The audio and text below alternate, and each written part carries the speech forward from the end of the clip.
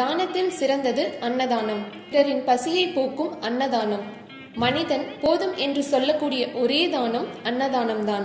ஒருவருக்கு வயிறார உணவை அளித்தால் மனம் நிம்மதி பெறும். இதை பெரும்பாலானோர் அனுபவத்தில் உணர்ந்திருப்பார்கள். போதும் என்ற சொல்லே அன்னதானம் செய்பவர்களுக்கு போதுமான செல்வத்தை கொடுக்குமாம். எனவேதான் எல்லா தானங்களிலும் அன்னதானமே சிறந்தது என்று சொல்லி வைத்திருக்கிறார்கள். அன்னதானம் செய்யும் போது பிறர் போதும் என்று சொல்லும் அளவிற்கு செய்ய வேண்டும். பெரிய அளவிற்கு அன்னதானம் செய்ய முடியாதவர்கள் கூட சிறிய அளவில் தங்களால் முடிந்ததை செய்யலாம். வாரம் ஒருவருக்கு அல்லது மாதம் ஒருவருக்கு உணவு வழங்கலாம். வருடம் ஒருமுறை விழாக்களை முன்னிட்டு அன்னதானம் வழங்கலாம். பிறந்த நாள், திருமண நாள், குழந்தைகளின் பிறந்த நாள், முன்னோர்களின் நினைவு நாள் ஆகிய நாட்களிலும் இறைவனுக்கு உகந்த நாட்களிலும் அன்னதானம் செய்யலாம். அன்னதானம் செய்ய இயலாதவர்கள் பசி என்று சொல்லி வருபவர்களுக்கு முகமலர்ச்சியோடு உணவளித்தாலே போதும்.